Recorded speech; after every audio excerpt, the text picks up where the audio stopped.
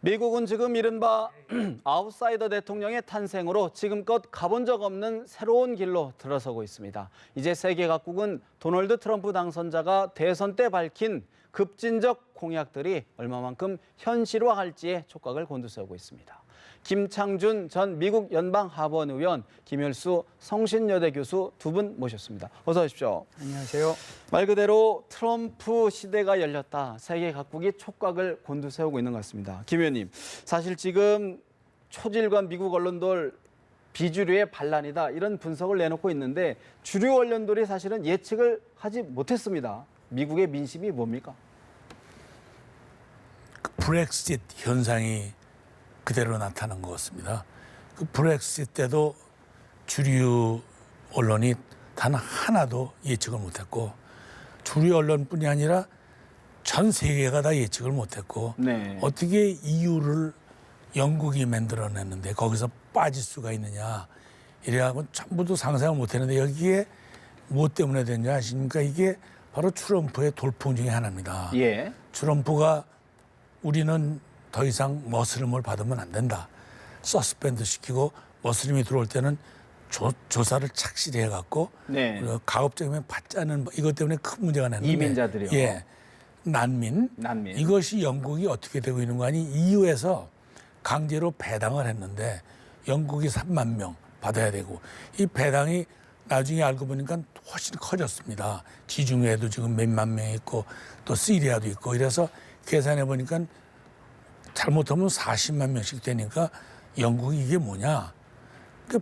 그걸 안 하는 방법은 EU에서 빠지는 방법밖에 없는데 설마 그렇게 말을 못 해갖고 그게 할 말입니까? 예. 막 바다에 빠지고 이래서 난민이 찾아온 걸 받지 말자니 그게 말을 못하고 가만히 있고 투표장에 가서 표현한 거 이것이 바로 브렉시트이 이번에 미국 선거에 그대로 작용한 것 같습니다. 네.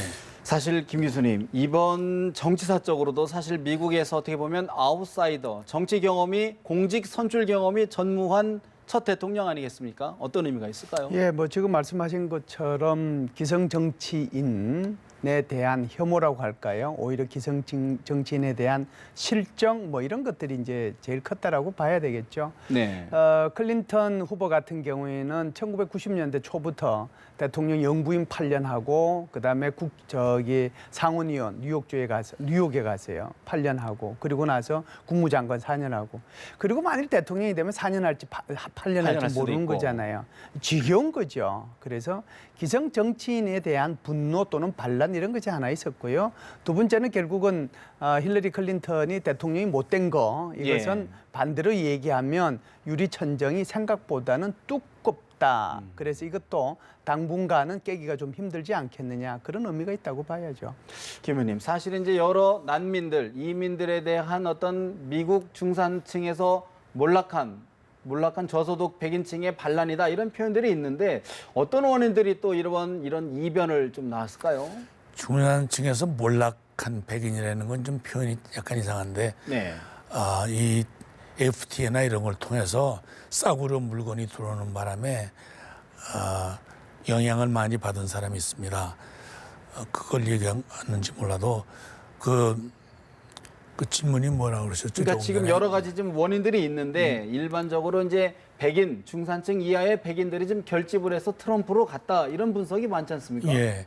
뭐 결집하기보다는 이제 그 사람들이 결집하겠습니까? 이제 아까 말씀 잘하셨는데 교수님께서 뭐 자기들끼리 다 해먹는 것 같고 더군다나 거기다 이메일 사건까지 터지니까 더 의심이 나고 이번에는 누가 나왔어도 힐러리를 이길 것 같았습니다. 왜냐하면은 워낙 문제가 많았고 거기다가 또 최초의 여성으로는 좋았지만 이미 최초의 흑인을 선출했는데 그렇다고 해서 흑인과 백인 사이의 관계가 좋아진 것도 없고 또 힐러리가 액셉턴스 얘기할 때 뭐 1,500만에 뭐 1억 5천에 무슨 여성들의 권리를 뭐 향상 그것도 또 말도 안 되는 소리고 무슨 뭐 여자가 대통령이 되면 또 여자가 그러니까 이런 것도 다 그런데다가 이번에 또 보니까 트럼프를 상대로 말해 이제 대통령까지 나와서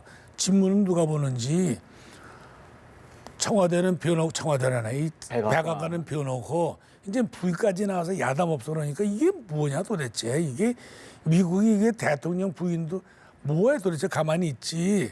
그러니까 여기에 대한 이제 그 백인들에 대해서 참 불쾌감도 있는 데다가 이게 뭐가 있는 거냐 끼리끼리. 거기다 클린턴 파운데이션이 또 있는데 아니 클린턴이 뱅크럽시 할 정도로 가난했는데 예. 예? 어디서 돈이 이렇게 벌어갖고 몇천억 이 돈이 재단을 어디서 나왔냐 만드느냐? 재단을 네. 만들고 그다음에 뭐 소문을 들으니까 그 재단이 레바논인이 뭐 카타르 같은 돈을 받았다는데 거기서는 여자들을 그냥 둘 셋씩 막 데리고 사는 그런데 하면서 여성 그 돈을 받으면서 여성 권리를 위해서 투자하는 건 뭐며 힐러 또 그걸 갖고 트럼프를 또 나무라는 건 뭡니까? 그러니까 이런 게 모든 것이 나오면서 이런 히포크라시가 이런 유선자가 어딨냐? 네. 이래서 힐러리 자신에 대한 문제도 컸고 마침 이때에 전혀 정치에 아무것도 모르는 사람이 나왔는데 저는 그래도 시작이 됐었지. 아무것도 모르면서 면장도 안 해본 사람이 나와갖고는 헛소리 할 수밖에 말 다 못하니까 예. 나도 못하지만은 예. 그러니까 생각나는 대로 떠들다 보니까 말 실수는 나고 공화당이라고 본인이 그래서 공화당입니다. 여기같이 뭐 허락받는 게 아니라 저도 공화당으로 나왔지만은 예. 근데 공화당이라고 일어나서 헛소리가 나오니까는 공화당 주류들은 이게 뭐냐 이게 어디서 나온 친구가 이게 아니다. 또 공화당에서 떨어져 나가고 혼자 떠돌아다니면서 이런 이상한 현상이 난 겁니다. 그러니까 기본적으로 예. 제가 이제 이런 현상이 난 거를 조금 이제 다른 차원에서 접근을 해보면 기본적으로 탈냉전이 되면서 미국을 중심으로 해서 신자유주의, 소위 말해서 세계화 현상이 갔잖아요. 그래서 그게 이제 한 30여 년 이렇게 지속이 됐는데 세계화 현상을 통해서 이렇게 국경 없이 이제 무역, 금융, 사람 이게 오고 가고 한 건 좋은데 그렇게 해서 미국한테 남은 게 뭐냐? 덕이 뭐냐? 대차 대조표를 두드려 보니까 오히려 일자리는 빼앗기고 그 빼앗기는 일자리들 때문에 배우지 못한 백인 노동자들의 삶이 오히려 더 팍팍해졌다라고 소득이 줄고 하는 거고요. 예. 두 번째는 미국이 세계 경찰로서의 여기저기 개입을 해봤는데 개입을 해서 우리한테 남는 게 뭐냐? 동맹이 뭔가 이렇게 좀 부담을 해주면 좋은데 동맹은 부담을 안 해주고 그러다 보니까 오히려 우리가 돈을 더 많이 내가면서 네. 오히려 동맹을 보호해주는 그것도 보호받고 있는 국가가 굉장히 부자인데 이 두 가지가 좀 겹쳐서 결국은 지금 작년도에 미국의 GDP가 18조 달러를 넘었는데 오히려 미국의 부채는 18조 달러 이상을 넘어서 100% 이상이 됐기 때문에 지금 오바마 행정부가 소위 말하는 연방 자동 삭감, 연방 예산 자동 삭감 네. 조치, 쉬캐스트라고 하는 거를 안 할래야 안 할 수 없는 그런 처지에 이제 처하게 됐잖아요. 결국 이것이 미국으로 하여금, 미국 사람들로 하여금 네. 이래가지고는 안 되겠다라고 하는 거고요. 미국 우선주의, 소위 말해서 아메리카니즘이라고 퍼스트. 하는 거예요. 네. 이쪽에다가 이제 초점이 맞춰지는 그렇게 함으로써 사람들이 대거 트럼프의 표를 찍어준 던지는. 결과가 이렇게 나타나지 않았는가 이렇게 봅니다. 근데 이제 뭐 결과적으로 일단 미국 오늘 현재까지 집계를 보니까 힐러리 후보가 일단은 득표수에는 많단 말이죠. 근데 선거인단에서는 이제 도널드 트럼프 후보가 이제 싹쓸이를 했는데 그만큼 미국 민심이 좀 분열돼 있다, 좀 양분돼 있다라는 걸 볼 수가 있는데 이걸 어떻게 통합하고 좀 맞춰가야 될까요? 그저 바로 그 트럼프가 스피치 오늘 했을 때 저는 자세한 건 읽지 못해 나중에 읽었는데 말 한번 잘했습니다.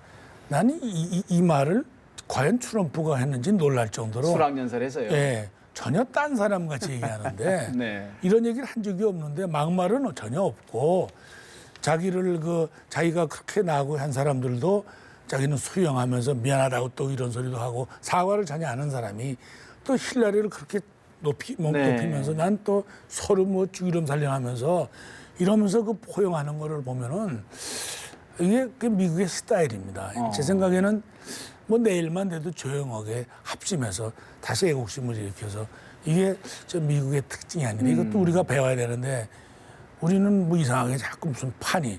근데 이것이 제 생각에는 스피치를 듣고 저는 참 감명받았습니다. 충분히 그러면 그런 분열된 상을 좀 극복할 수 있는 예. 리더가 될 것이다. 그렇죠. 그렇게 보시는 거군요. 그럼요. 근데 일각에서는요, 김 교수님, 트럼프가 지금까지 독단적인 또 공화당 주류와는 달리 독단적으로 행동을 해왔단 말이죠. 여러 정책 결정이라든가 이런 부분에서 독단적인 모습을 보이지 않을까 우려의 목소리도 없지 않아 있거든요. 독단적인 모습은 있을 수 있지만 지금 저는 뭐 김 의원님 말씀에 전적으로 동의합니다. 사실은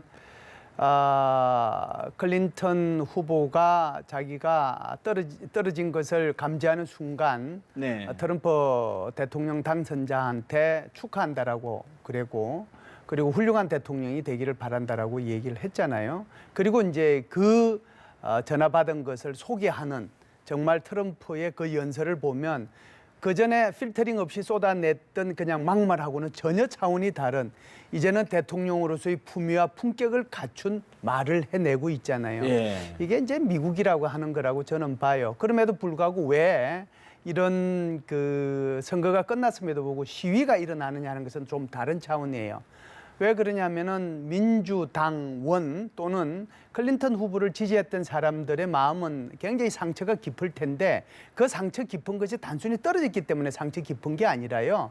하루 전만 하더라도 12개 언론기관에서 발표한 예비조사, 여론조사를 네. 보면 11개 기관에서 클린턴 후보가 당선된다고 그랬고 심지어 CNN 같은 경우는 90%의 당선 확률이 있다라고 그랬잖아요. 그러니까 이 사람들 입장에서 보면 하루 만에 대통령을 도둑맞았다라고 생각하는 거죠. 그런데 그것이 뭐 제가 볼 때는 미국 사람들의 그 성격을 보면 또는 네. 특성을 보면 이것이 무슨 뭐 며칠을 각오해야 될 문제는 아니고요. 한 2, 3일이면 다시 조용해져서 다시 미국을 하나로 묶어내는 네. 그런 행동들을 하지 않겠는가 생각을 사실 합니다. 이제 김민희 이제 공화당에서 이제 의원 생활을 하셨는데 이제 물론 국민들 그렇게 통합하는 부분들이 있는데 사실 공화당 주류 의원들이 선거 캠페인 내내 사실 협조하지 않고 뭐 지지하지 않았거든요. 공화당 내에서는 어떤 일들이 좀 있을 거로 예상하시는지요? 처음에 그랬지만은 네. 예, 처음에는 도대체 말하는 거랑 모든 것이 공화당 정책과 다르고 또 많은 사람들 인격적으로 모욕을 주고 이번에 그 부시 대통령은 좀 실수한 것 같습니다. 그런데 결국은 클린턴을 찍지 않았습니다. 예, 마지막 순간에 가서 이런 거 보면은 말로는 그랬지만은 그래서 저도 공화당에 있어서 알지만은 반드시 단결해서 이번에 그래서 상원이 또 득을 봤죠. 예. 근데 하원은 이제 지역구가 있기 때문에 별로 대통령이 누가 되든 별로 변화가 없습니다. 지역구에서 인심만 얻으면 되는데 상원은 지역구라는 게 없이 전 주를 대표하니까 대통령이 누구냐에 따라서 그게 크게 영향을 받아요. 예. 그래서 하원은 영향 안 받죠. 상원은. 놀라운 사실은 상원이 또 늘은 거 보면은 트럼프의 또 영향을 많이 받은 것이고, 예. 그래서 뭐 이것이 뭐 더 큰 문제로 확장되지는 않을 것입니다. 것이다. 예. 공화당 내의 어떤 조율. 예, 요번에 하나 참 제가 깜빡 잊어먹고 말씀 못 드렸는데 끝끝내 남은 게 테드 크루즈 아닙니까? 마지막 전당대회까지도 경쟁자였던 테드 크루즈가 베란간의 마음이 변해갖고 이제는 자기가 열심히 돕겠다 하고 다니면서 찬조 연설까지 하는 거 보고 깜짝 놀랐는데 그 사람은 누구냐? 그 사람은 티파티에서 미는 사람 아닙니까? 티파티는 에반젤리컬 크리스찬들입니다. 아주 열렬한 크리스찬. 그 처음에 반대하니까는 불러다가 트럼프를 찍어야 된다. 그러니까 에반젤리컬 크리스찬들이 가장 치명적인 게 뭐냐?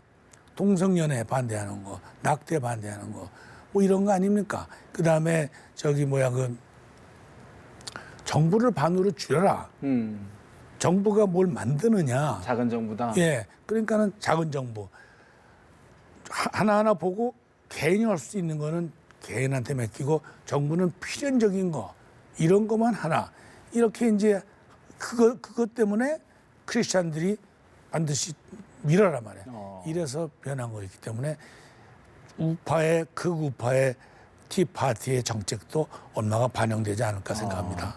어떻게 보십니까, 김 교수님께서? 예, 기본적으로는 이번에 여론 조사한 결과를 보면 아마 힐러리 클린턴이 민주당이 대통령으로서 개성을 이제 하게 되고 상원 정도 가져가지 않겠느냐, 그렇게 이제 예측들을 많이 대세적인, 했단 말이죠. 예. 그런데 지금 결과는 어떻게 됐습니까? 공화당이 정말 트리플 크라운을 차지한 거잖아요. 예, 예. 대통령도 가져가고 상원도 상원, 다수당이 되고 하원도 다수당이 되고, 그러니까 뭐 이것은 잔치를 해야 될 그런 순간인데요. 그럼에도 불구하고 지금 질문하셨던 것처럼 이번에 트럼프가 대통령 유세를 하는 과정 속에서 공화당 지도부로부터 별로 그렇게 지원받은 게 없어서 여기에 대한 것들에 대한 이제 질문이고, 네. 또 거기에 대한 이제 좀 갈등이 좀 앙금도 있을 것 같아요. 예, 갈등이 좀 예, 있지 않겠냐, 예. 그런 생각을 하시잖아요. 예. 예, 그럼에도 불구하고 미국이라고 하는 나라 자체가 사실상 이번에 그 공화당 대통령 후보로서 수락 연설을 할 때 이미 정강 정책이 다 나와 있거든요. 그 정강 정책이라고 하는 것이 혼자만 하는 것이 아니잖아요. 그러니까 공화당 전체의 정강 정책으로서 펼쳐지는 거기 때문에 그 정강 정책에 따라서 대통령도 가야 되는 거고 상원과 하원도 여기에 따라가야 되는 거예요. 그래서 그것이 생각보다는 그렇게 갈등이 아주 수면 위에 등장돼서 야, 저게 한 번 네. 안 도와줬더니만 문제가 좀 심각하네, 하구나. 뭐 그런 정도는 저는 안 갈 거라고 사실 봅니다. 뭐 미국 정치이긴 한데 사실 미국 정치가 또 우리 정치에도 영향을 미치니까 이제 관심을 가질 수밖에 없는데요. 우리 대한민국 입장으로서는 안보와 경제 문제를 참 짚고 넘어가지 않을 수가 없습니다. 우리 김 의원님 보시기에 여러 이야기들을 했습니다. 트럼프 당선자가 향후 한미 관계 총괄적으로 어떻게 전망하십니까? 오늘 박 대통령하고 대화를 했는데 네. 잠깐 동안 그 내용을 제가 읽어봤습니다. 그게 분명히 밝혔던데 한미 동맹과는 더 튼튼하게, 또 대통령께서도 저희 북한이 우리한테 큰 문제다, 그걸 합심해서 어떻게든지 해결하자고 아주 그냥 명백하게 한미 동맹에는 조금도 변화가 없다는 걸 본인이 예. 대통령이 아직 선수도 오기 전에 했는데 뭐 그 이상 바랄 게 뭐가 있겠습니까? 변화가 없을 것이다. 동맹 관계는 변화가 없고 어떻게든지 우리 둘이서 합심해서 북한의 핵 위협을 없애자. 굉장히 난 고무적인 얘기고 참 천만다행입니다. 우리가 예. 오바마가 트럼프 같은 지도자가 대통령이 된 것은. 우리 거꾸로 생각해 봅시다. 과거 8년 동안 오바마가 대통령으로서 북한에 대해서 한 게 뭐가 있습니까? 예. 8년 전보다 지금 뭐 나아졌습니까? 관계가. 이제 뭐가 좀 보입니다. 제가 보기에는. 그러고 뭐 옛날에는 전혀 대화 안 하겠다. 북이 핵을 포기하기 전에는 포기했나요? 근데 이번엔 조건 없이 만나자 한번. 만날 네. 의향도 있다. 햄버거도 먹을 수 있다. 예, 햄버거도. 그럼 김정은이가 만날지 안 만날지 몰라도 제 생각엔 만날 것 같습니다. 뭐가 해결을 봐야 될 거 아닙니까? 이것은 벌써 장족의 진전입니다. 그래서 대화를 하자는 그 자체가 네. 이적지 하자는 건 아주 정반대의 정책 아닙니까? 그래서 우리나라에는 참 축복이라고 생각하는데 오히려 도움이 될 것이다. 그렇습니다. 사실 이제 큰 틀에서는 그런 공감대가 있다 하더라도 또 이제 세부 강론에 들어가서 보면 뭐 예컨대 주한미군의 방위비 분담이라든가 뭐 사드 문제라든가 이런 부분을 갖고 좀 부딪힐 가능성은 어떻게 보시는지요? 부딪힐 가능성보다는 협상을 하자고 할 협상을. 가능성이 이제 더 높은데요. 아까 제가 모두에 말씀드린 것처럼 아메리카 퍼스트, 미국 우선주의의 핵심은요, 두 가지로 나눠질 수가 있거든요. 그게 바로 이제 경제 파트고 하나는 이제 안보 파트라고 볼 수 있는데요. 경제 파트는 자유무역주의, 여기에서 탈피해서 소위 말하는 보호무역주의로 가겠다라고 하는 거고요. 보호무역주의로 가는 과정 속에서 지금 TPP 같은 것은 아예 없는 것으로 하고, 예. 나프타에서도 재조정하고, 그 다음에 이제 한미 간의 FTA도 재조정하겠다라고 하는 거잖아요. 그렇기 때문에 한미 FTA 같은 경우에는 오바마 말을 그대로 빌리면 10만 개의 미국 노동자 일자리를 빼앗아갔다라고 얘기하면서 이것이 이제 클린턴 국무부 장관 시절에 했기 때문에 그 책임을 오롯이 져야 된다라고 얘기를 했고요. 재앙 중에 재앙이 바로 한미 FTA라고 얘기할 정도로 여기에 대해서 아주 부정적인 시각을 예. 갖고 있거든요. 그래서 보호무역주의라고 하는 큰 흐름 속에서 한미 FTA를 바라볼 거고요. 그런 차원에서 아마 한미 FTA를 좀 조정하자라고 얘기할 겁니다. 그렇게 예. 되면 이제 협상을 해야 되는데요. 협상을 할 때 우리가 다시 요구할 것들이 또 있어야 될 겁니다. 그렇겠죠. 일방적으로 들어주는 것보다는요. 덜어주고, 그러니까 give and take가 될 테이크를. 수 있는 그런 준비가 필요하다라고 보고요. 두 번째는 이제 안보 파트로 들어가면 세계 경찰 역할 작게 하겠다. 그럼에도 불구하고 한미 동맹은 지금 우리 김 의원님께서 말씀하신 것처럼 이보다 더 뭐 튼튼하게 그 뭐 가자고 했으니까 더 좋을 수는 없죠. 단 방위비 분담금을 지금 부자 나라들이 많은데 한국, 일본, 독일, 사우디아라비아 이 부자 나라들인데 이 부자 나라들을 방어했는데 우리가 돈을 더 많이 내면 되느냐. 그래서 방위비 분담금을 좀 더 냈으면 좋겠다. 그래서 2018년도에 원래 방위비 분담금 협상하도록 돼 있는데 이것이 빠르면은 내년이라도 네. 협상을 좀 하자라고 얘기할 가능성이 있기 때문에 여기에 대한 대비가 좀 필요하다라고 필요하다. 보고요.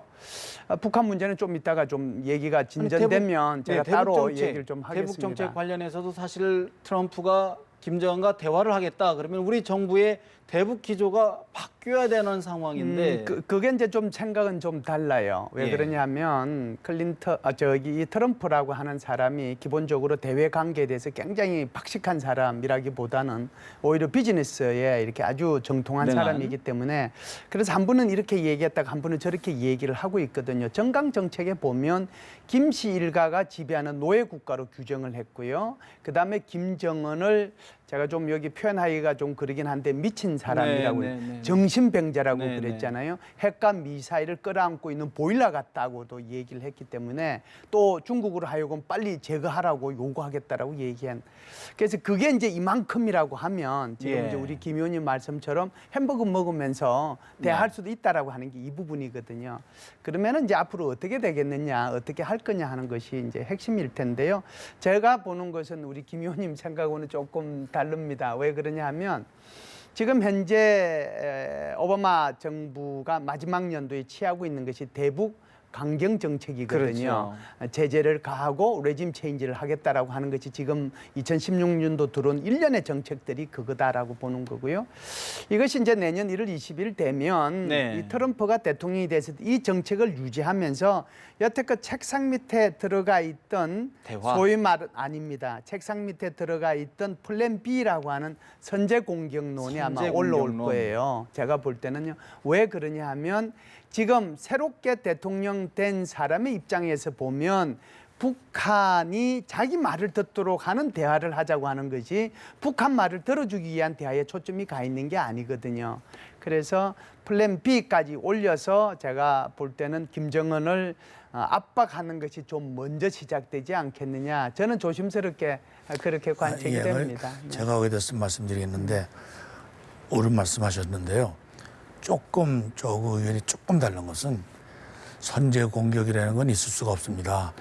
왜냐하면 미국은 NPT 멤버가 아닙니까? 그래서 NPT는 이왕에 있는 핵무기를 서로 다 파괴하기로 했습니다. 옛날에. 그래서 그 5개 핵 보유국은 이 갖고 있는 핵을 결코 선제 공격을 못하게 됐습니다. 예. 단지 디펜스만 할 수가 있지. 그래서 만일의 경우에 지금 북한이 자꾸 저렇게 해서 이제 거리만 늘리는 거예요. 무식해서 거리만 자꾸 늘려갖고는 이다음에 지금 또 오해들하고 ICBM 끄트머리에다가 또 핵까지 달고 다니는데 그전에 무거워서 멀리 못 갔는데 이제는 가벼운 걸 해서 앞으로 1년 안에 나온답니다. 예. 그래서 이게 핵 실험을 해갖고 미국 본토까지 온 데는 확신을 받으면은 그때 플랜 B는 나올 수 있지만 그때는 선전 공격을 하고 선전포고를 하고 알려주고 미리 국제사회의 이해를 얻어야죠. 이것은 미국을 공격을 목적으로 하는 거고 이미 도착을 하니까 그렇다고 먼저 막고 할 수는 없습니다. 워낙 피해가 크니까. 그때 가서는 이건 선제 공격이 아니라 소위 그 서지컬 어택이라고 정확하게 공격하는 방법이 있습니다. 다 많이 알고 있어요. 사실 어떻게 생각하면 그때를 기다리고 있는지도 그게가 됐다면 그 끝입니다. 근데 북한이 그걸 알고 있느냐? 모르겠습니다. 그 이유는 북한은 아까 말씀하신 대로 혼자 하니까 네. 무슨 뭐 야당도 없고 여당도 없고 누가 옆에서 애드바이스 하는 사람도 없고 혼자 기분 나쁘니까 오늘 아침에 쏴라 그러면 쏘는 거 아닙니까? 이게 이걸 어떻게 뭐 견제할 통제할 수 방법도 있는. 없고 어떻게 예견도 못 하고 이게 어려우니까는 제 트럼프 생각도 이런 놈을 한번 만나서 한번 좀 보자. 지금 정 상대할 수가 없는 사람일 때는 무슨 조치를 해야 될 것 같다고 생각합니다. 근데요, 하나 드는 의문은 사실은 북미 대화가 된다 하면 또 우리 대한민국이 소외될 가능성이 있지 않을까 우려가 들고, 또 선제 타격을 하면 우리 민족 전체에 상당한 재앙이 될 것 같고, 어떤 경우에서도 우리 대한민국 입장에서는 좋은 카드는 아닌 것 같은데요. 제가 볼 때는요, 선제 공격이라고 하는 거요, 플랜 B를 책상 위에 올린다라고 하는 것은 강압적인 요소가 있는 거죠. 압박 요소다. 네, 압박 요소가 훨씬 더 강한 거고요. 지금 이제 김 의원님 말씀하신 것처럼 바로 이런 압박 요소를 통해 가지고 너 나와라라고 얘기해서 북한을 대화의 장에 미국이 원하는 네. 대화의 장에 나오도록 이제 하는데 그 초점이 가 있는 거고요. 두 번째는 이제 제가 볼 때는 그런 것들이 내년도에 좀 진행이 되다가 조금 더 진전이 되면 플랜 C라고 하는 것이 아마 등장하게 될 겁니다. C는 뭡니까? 플랜 C는 좋은 말로 하면 북한 핵 동결이고요. 핵 동결을 전제로 한 대화죠. 나쁜 말로 하면 북한 핵 용인이죠. 그러니까 북한 핵을 동결한다는 의미는 일단 용인이 돼야 동결이 되는 거잖아요. 핵무기가 있다는 것을 네. 인정해 주는 거니까. 그래서 좋은 표현으로 하면 핵 동결을 전제로 한 대화고요. 나쁜 표현으로 하면은 핵 용인인데 여기에 대해서 우리 국민들이 어떻게 생각할 것이냐는 것은 전혀 딴 차원입니다. 어찌 됐든 플랜 C가 책상 위에 다시 올라올 수 있어요. 그러면 당분간은 플랜 A와 플랜 B가 움직여져서 북한으로 하여금 네. 미국이 원하는 대화의 장에 나오게 할 거고, 다음에는 플랜 A와 플랜 C가 움직여서 둘이 서로가 원하는 대화의 장에, 이것이 바로 대화와 압박의 병행이죠. 약간 결이 다른 질문인 것 같긴 한데요. 사실 그럼 우리 국내에서도 우리 핵무장해야 된다. 네.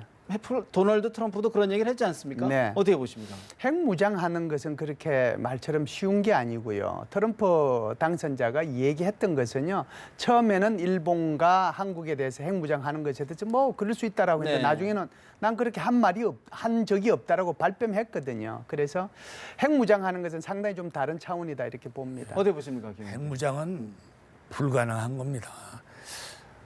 우선은 중국이 결사 반대할 테고 일본도 결사 반대하고, 지금 핵무장이 됩니까 지금? 그렇게 되면은 NPT에서 탈퇴해야 됩니다. 그러면 미군은 철수할 수밖에 없고, 예. 지금 세계에서 NPT에 탈퇴한 나라는 북한밖에 없는데 참 보기 좋습니다. 북한 탈퇴하고 우리 탈퇴하고. 그럼 우리 둘이 남아서 너 죽고 나 죽자는 얘기인데 예. 그것도 안 되는 거고, 그다음에 핵무기가 그렇게 쉽게 됩니까? 그리고 지금 외국에서 다 유엔에서 철단해서 외국에서 갖고도 없는데, 아니 사드 하나 만드는 게 뭐 만두 하나 빚는 것 같이 내리면 쉬운 끝납니까? 얘기는 아니다. 그럼 알겠습니다. 앞으로 5년 6년 동안 해야 되는데 그때 그럼 북한은 가만히 있나요? 이건 말이 안 되는 얘기입니다. 자, 이제 저희가 좀 시간이 없어서 이제 트럼프 시대에 대비하는 우리 정부와 우리 각오를 좀 드려야 될 것 같은데, 짧게 우리 정부 어떻게 좀 대처를 해야 될까요? 북한의 같은 거는 반드시 무슨 액션을 하기 전에 한국 정부가 의논할 것입니다. 그러니까 그거에 대해서는 걱정할 필요 없고, 그다음에 FTA도 절대 왜냐 지금 우리가 많이 투자했습니다. 현대도 지금 알라바마에 네. 가 있고, 오히려 FTA 잘못했다가 미국이 더 불리하게 되니까 그건 없던 걸로 해도 좋을 것 같습니다. 미국이 경솔하게 움직이지 않을 것이다. 어떻게 전망하십니까? 예, 기본적으로 이제 FTA가 협상에 문제가 있고, 두 번째는 이제 방위비 분담의 협상에 문제가 있습니다. 그리고 마지막으로 이제 대북 정책을 어떻게 조율해 나갈 것인가 하는 게 문제가 있는데요. 이 세 가지가 키포인트입니다. 이것을 우리의 외교부가 중심이 돼서 미국의 트럼프 당선인의 소위 말해서 인수위원회가 빨리 접촉을 해가지고 우리의 의지가 네. 외교 정책에 반영이 될 수 있도록 하는 노력이 필요한 시점이라고 봅니다. 알겠습니다. 지금까지 김창준 전 미국 연방 하원의원, 김열수 성신여대 교수 두 분 모시고 미국 대선 결과 자세히 짚어드렸습니다. 두 분 말씀 고맙습니다.